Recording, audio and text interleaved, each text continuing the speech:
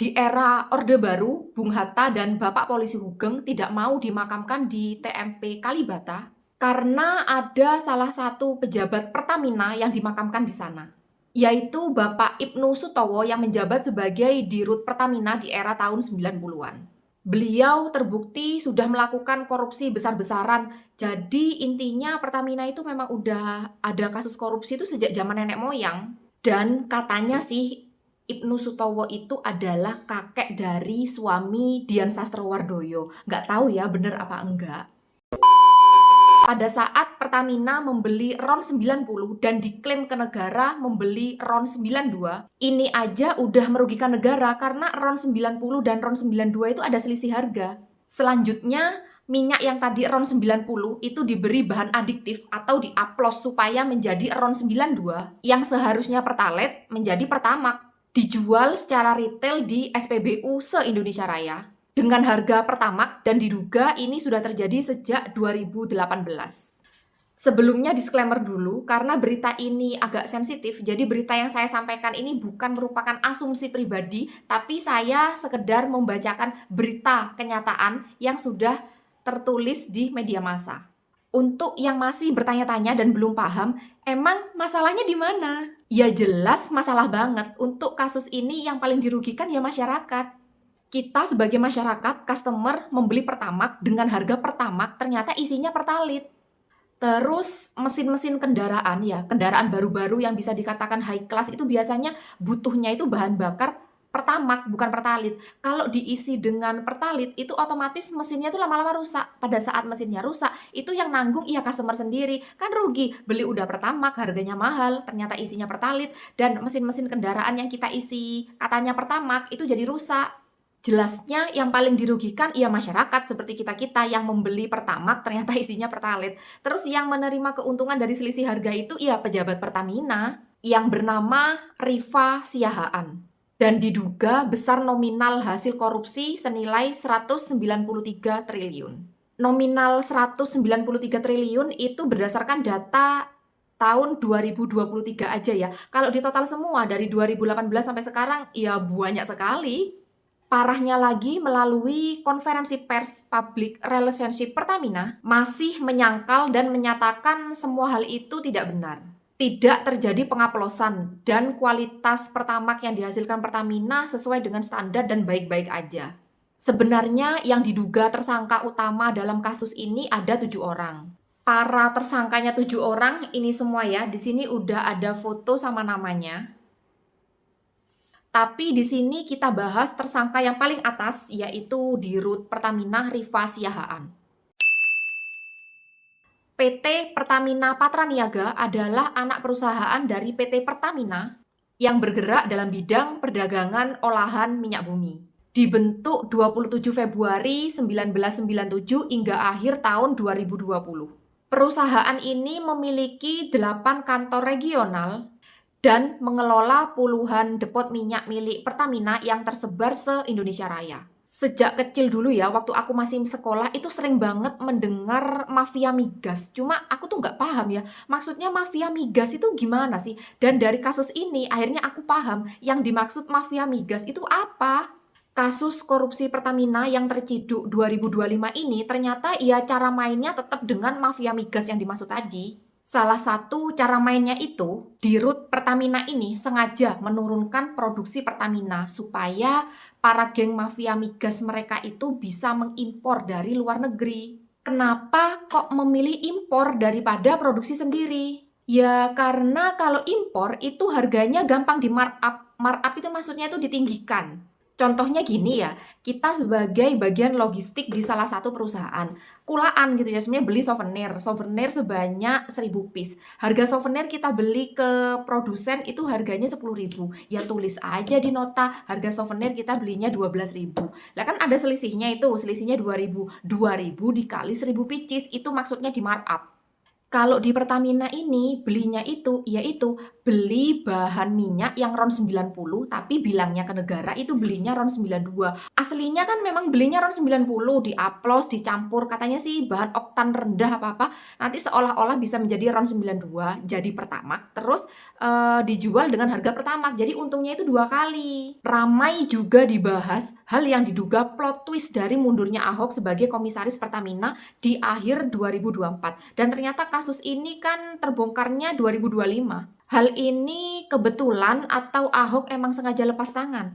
Terungkap juga pengadaan minyak tanpa lelang sudah jauh terjadi pada saat kepemimpinan Ahok. Ahok mengundurkan diri di akhir 2024 dengan alasan kepentingan politik.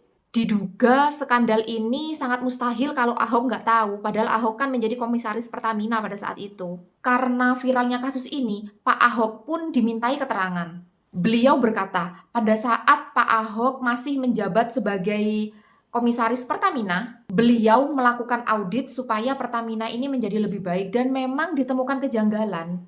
Pak Ahok pun pada saat itu sempat memberikan solusi dari masalah ini supaya tidak terjadi kesalahan atau ibarat skandal itu berlarut-larut. Tetapi tidak ada satupun saran Pak Ahok yang dilakukan. Ya mungkin karena hal itu Pak Ahok memutuskan untuk resign, ibaratnya mengundurkan diri ya. Tapi Pak Ahok itu juga takut untuk mengungkap, maka dari itu pada saat keluar dari komisaris itu alasannya bilangnya alasan politik. Mungkin ya karena merasa sudah menemukan ada tindak kejanggalan besar gitu di tubuh Pertamina, memberikan solusi terus gak didengarkan, ya udahlah saya resign aja daripada nanti saya juga kena getahnya, mungkin gitu ya maksudnya. Rifa Siahaan merupakan keturunan dari Batak Toba yang beragama Kristen. Dia lulusan S1 Manajemen Ekonomi Fakultas Trisakti Jakarta. Dia melanjutkan studi magister atau S2 jurusan Bisnis Administrasi di Oklahoma City, Amerika Serikat. Berdasarkan data, Rifa Siahaan mengawali karirnya sebagai akun manajer di Matahari Advertising mulai Maret 2005 sampai Maret 2007. September 2008, Rifa memutuskan untuk pindah ke PT Pertamina Persero sebagai Key Akun Officer pada September 2008 sampai Maret 2010. Lanjut sebagai Senior Banker Officer 1 di Jakarta sejak April 2010 sampai Desember 2013. Berkat jabatan tersebut, Rifa dipindahkan sebagai Banker Trader di Pertamina Energy Service PTE di Singapura selama Februari 2015 sampai Februari 2016, jadi 1 tahun di Singapura.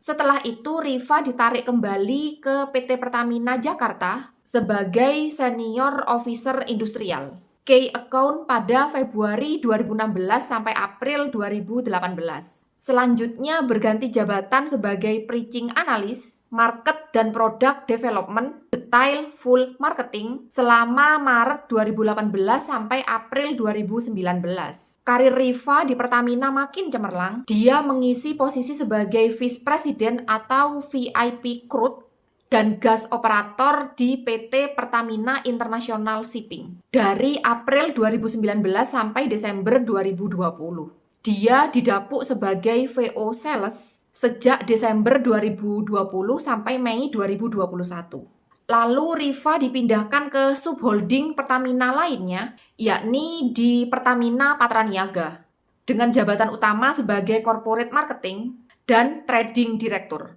di Oktober 2021 sampai Juni 2023. Di puncak karirnya ini, dia diangkat melalui rapat umum pemegang saham pada Jumat 14 Juli 2003 sebagai Direktur Utama Pertamina. Untuk saat ini, Rifa sudah berkarir di Pertamina itu selama 17 tahun. Dari kasus Pertamina ini, berdasarkan data, Rifa Siahaan memiliki total kekayaan senilai 18,9 miliar, memiliki sederet hunian mewah senilai 7,7 miliar, dan kendaraan mewah senilai 2,9 miliar. Karena kiprahnya di Pertamina, Rifa Siahaan mendapatkan penghargaan 12 piagam emas dan 61 piagam hijau dari program penilaian peningkatan kinerja di tahun 2024. Kebayangkan gimana pinternya Pak Rifa Siahaan ini sampai mendapatkan banyak penghargaan piagam itu. Karirnya di Pertamina sangat cemerlang dan berdasarkan info yang valid ya, gajinya sendiri itu sudah ratusan juta itu sebulan ya. Jadi dalam sebulan itu gajinya itu udah ratusan juta. Gitu kok masih kurang ya, masih korupsi. Winda Wanayu adalah istri dari Rifa Siahaan, dikenal sebagai sosok yang jarang tersorot media. Namun saat ini gaya sosialitanya dan profesinya yang berkelas menjadi konsumsi publik. Dalam video yang beredar, Winda terlihat menggunakan outfit yang dress well dan sedang berpartisipasi dalam berbagai acara sosialita. Winda memiliki profesi yang berkelas, namun belum diketahui detail profesinya seperti apa. Kehidupan pribadi Winda dan Rifa menjadi sorotan halayak setelah Rifa tertangkap sebagai korupsi utama PT Pertamina Patraniaga.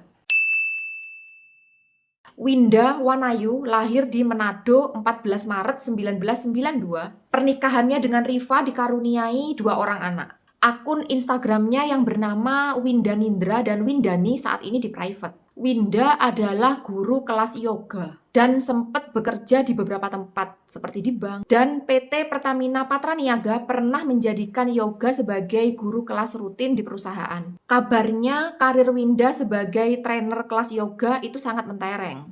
Winda merupakan salah satu guru yoga terkenal di Jakarta. Peserta yoga dari Winda pun sangat banyak.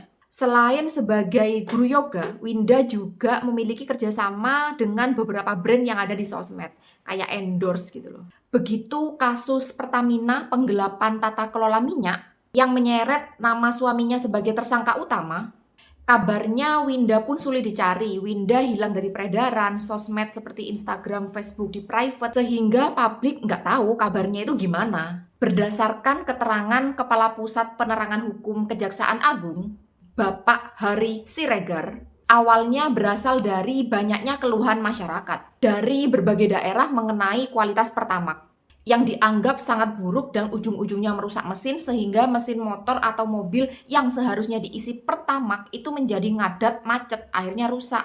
Udah dari setahun belakangan ini banyak masyarakat yang mengeluhkan mesin kendaraannya rusak. Rusaknya itu tiba-tiba kendaraan saat dipakai jadi macet, ngadat, dan otomatis nggak bisa dipakai. Begitu dibawa ke bengkel, dibongkar, ternyata mesinnya tuh masih bagus, nggak ada masalah sama mesin. Ternyata masalahnya itu terletak pada tangki BBM yang disebabkan oleh BBM yang diisikan itu sudah terkontaminasi oleh lumpur dan air. Kasus seperti ini bukan cuma menimpa 1-2 orang, tapi banyak banget yang memberi keluhan seperti ini. Bahkan bukan cuma di Jakarta atau beberapa provinsi, enggak, tetapi hampir di semua provinsi di Indonesia masalahnya tuh sama seperti ini. Dari sinilah mereka curiga, kok tiba-tiba macet, masalahnya sama. Begitu dibawa ke bengkel, mesinnya bagus, katanya mas bengkelnya masalahnya itu di tangki. Kan yang paham masalah kenapa motor itu bisa ngadat kan mas bengkelnya. Dan alasan mas bengkelnya juga sama, ini tangkinya ini karena kotor. Akhirnya mereka berpikir, kok bisa kotor ya? Jangan-jangan bahan bakar yang diisikan itu memang Pertamax yang bermasalah, atau Pertamax yang kualitasnya itu buruk, jadi rusak mesin. BBM yang bermasalah, yang bikin ngerusak mesin itu biasanya BBM oplosan, jadi nanti tangkinya tuh kotor. Tapi mereka juga berpikir, selama ini aku itu beli mesti di SPBU. Masa Pertamaxnya SPBU itu oplosan? Kan nggak mungkin. Secara perusahaan Pertamina itu perusahaan BUMN besar. Mereka juga bingung, sedangkan kenyataan yang terjadi di lapangan, ya memang yang bermasalah itu pada tangkinya. Tangki yang kotor, penuh lumpur dan air. Yang biasanya keadaan seperti ini itu apabila kita mengisi BBM oplosan. Awalnya mereka semua itu bingung, sebenarnya penyebab utamanya itu apa sih? Tapi seketika kebingungan masyarakat ini terjawab ketika Kejaksaan Agung berhasil mengungkap kasus korupsi yang terjadi di Pertamina, yang mana praktek korupsinya itu sesuai dengan kecurigaan masyarakat selama ini, yaitu mengaplos bahan pertalit supaya bisa menjadi Pertamax. Kasus ini benar-benar gila banget kan. Jadi yang ngaplos itu bukan pedagang eceran yang mau cari untung, tapi memang ibaratnya dari pabrik Pertaminanya itu memang sudah diaplos, otomatis nyampe ke kita sebagai masyarakat. Kita beli di SPBU yang niatnya tuh aman karena produk BUMN besar, produk pemerintah. Ternyata ya kita ditipu. Bahkan salah satu netizen berkomentar, berarti selama ini beli Pertamax itu artinya beli pertalit versi cepat tanpa antri. Dari kasus ini bisa disimpulkan ya, kalau orang kaya menipu orang miskin itu namanya bisnis. Kalau orang miskin yang berulah dan menipu, itu namanya mencuri. Di akhir tahun 2024, Kementerian Bidang Koordinator Kemaritiman dan Investasi atau Kemenko menyatakan bahwa Pertamax bukan termasuk bagian dari BBM yang bersih karena kandungan sulfurnya masih tinggi dan tidak jauh berbeda dengan Pertalite. Standar sulfur internasional berada pada titik 50 ppm atau lebih rendah. Tapi kandungan sulfur di Pertamax masih 400 ppm atau hanya lebih rendah 100 ppm di bawah Pertalite. Saat ini publik masih salah kaprah dalam menilai kebersihan BBM. Mereka masih mengacu pada nilai oktan tanpa memperhatikan nilai sulfur. Karena semakin tinggi kadar sulfur dalam BBM, maka teknologi mesin untuk mengurangi polusi tidak bisa bekerja. Sehingga yang rusak bukan cuma mesin kendaraan aja, tapi polusi bumi akan semakin parah. Berdasarkan uji lapangan, kendaraan yang mengalami kerusakan karena Pertamax oplosan ini tidak berlaku untuk semua kendaraan, hanya pada brand dan jenis-jenis kendaraan aja. Seperti yang terkenal itu kayak NMAX gitu ya. Pokoknya kendaraan-kendaraan baru, yang sepeda motor baru yang bisa dikatakan high class itu ya harusnya itu diisi Pertamax. Dan juga mesin-mesin mobil itu juga banyak yang rusak kan karena mobil-mobil yang sudah ibaratnya sudah modern itu harusnya emang diisi dengan Pertamax. Kalau mobil ya contohnya salah satunya ya kayak mobil Alphard atau mobil-mobil mewah-mewah lainnya itu. Berawal dari kecurigaan Pertamax yang tidak sesuai dengan standar, ternyata merembet ditemukan skandal kasus korupsi di Pertamina. Lebih tepatnya korupsi pada tata kelola minyak mentah yang terjadi di Pertamina Patraniaga. Dan pada saat kasus ini viral di publik itu banyak di kota-kota besar itu udah meninggalkan SPBU, mereka beralih pada Shell, udah itu Vivo. Jadi yang ada jual BBM lainnya dan itu kayaknya produk-produk dari luar. Dari korupsi tata kelola minyak mentah, Kejaksaan Agung melakukan penyelidikan terhadap 96 saksi, 2 ahli, dan 2 dokumen yang sah berdasarkan penyelidikan Kejaksaan Agung. Dari penyelidikan ini ditetapkan ada 7 orang tersangka dan mereka memiliki peran masing-masing. Kasus ini berawal saat pemerintah menetapkan peraturan sumber energi dan sumber daya mineral Nomor 42 tahun 2018 yang mewajibkan Pertamina mengutamakan pasokan minyak bumi dari dalam negeri. Peraturan tersebut mengharuskan kebutuhan minyak mentah di Indonesia harus dipasok dari dalam negeri, termasuk kontraktornya harus dari dalam negeri. Sebenarnya maksud dan tujuan pemerintah ini baik loh, jadi mengutamakan produk dalam negeri, menyerap tenaga kerja, menggunakan SDA dan SDM dari dalam negeri, yang ngapain harus impor kalau semuanya di negeri sendiri itu ada. Tapi ketujuh tersangka ini bukannya mematuhi aturan pemerintah, malah melakukan pengkondisian dalam rapat optimalisasi hilir yang dijadikan dasar untuk menurunkan produksi kilang. Sehingga produksi minyak bumi dari dalam negeri itu tidak bisa terserap seutuhnya. Pengkondisian tersebut menjadikan minyak mentah atau produk kilang harus dilakukan secara import karena ibaratnya di dalam negeri itu kurang, sedangkan kita butuh ya karena di dalam negeri itu kurang ya kita harus import. Kenapa sih 7 orang ini kok sangat memaksa untuk import? Ya seperti di awal pembukaan tadi yang saya jelaskan, kalau import itu harganya bisa di-markup, bisa ditinggikan, jadi selisihnya itu bisa masuk kantong. Jadi 7 orang ini yang disebut mafia migas. Akhirnya kebingungan saya masa kecil ya, dulu sering dengar mafia migas itu apa? Ya ternyata ya 7 orang ini ya melakukan korupsi ini yang disebut mafia migas. Produksi minyak mentah dalam negeri yang dilakukan oleh kontraktor tanah air itu memang sengaja ditolak sama 7 orang ini dengan alasan yang dari dalam negeri itu tidak sesuai dengan standar. Padahal harga minyak bumi yang ditawarkan oleh kontraktor tanah air ini aslinya nggak mahal-mahal banget kok. Masih dalam batasan harga wajar. Tapi ya itu, kalau ngambil produk minyak bumi dari dalam negeri, itu harganya kan nggak bisa di-markup. Ya akhirnya minyak bumi hasil dari dalam negeri ini diekspor ke luar negeri. Dan Indonesia sendiri malah beli dari luar negeri. Yang katanya sih justru kualitasnya tuh masih bagus minyak bumi yang dari dalam negeri kita. PT Kilang Pertamina Internasional melakukan impor minyak mentah. Dan PT Pertamina Patraniaga mengimpor produk kilang. Produk kilang ini merupakan produk dari minyak mentah. Di sini peran Rifa Siahaan sebagai Dirut Pertamina itu membeli RON 90 yang di blending atau diaplos seolah-olah menjadi RON 92. Sementara tersangka Yoko melakukan pengadaan impor minyak mentah dan produk kilang, PT Pertamina International Shipping sengaja di markup sebesar 13-15%. Hal ini sangat menguntungkan pihak broker, yaitu Muhammad Keri Andrianto Riza, sehingga dampaknya ada import yang mendominasi pemenuhan kebutuhan minyak mentah. Harganya jadi selangit karena kan sudah di markup itu tadi yang 15%-an. Tersangka Dimas dan Gading berkomunikasi dengan Agus supaya bisa mendapatkan harga yang lebih tinggi dari BBM tersebut ketika syaratnya belum terpenuhi. Kemudian Dimas dan Gilang mendapatkan persetujuan dari Sani untuk mengimpor minyak mentah dari Rifa untuk produk kilang. Jadi intinya semua pihak ini kong kali kong untuk mendapatkan keuntungan bersama. Singkat cerita, dari kecurangan ini, komponen harga dasar yang menjadi acuan indeks untuk menentukan harga pasaran jadi semakin tinggi. Sehingga di sini yang paling dirugikan ya masyarakat yang membeli Pertamax. Kejaksaan Agung melakukan penggeledahan di kantor dan di rumah ketujuh tersangka di 24 Februari 2025 yang tersebar di berbagai daerah di Jakarta. Dalam penyelidikan tersebut ditemukan barang bukti berupa uang tunai yang mencapai ratusan juta rupiah.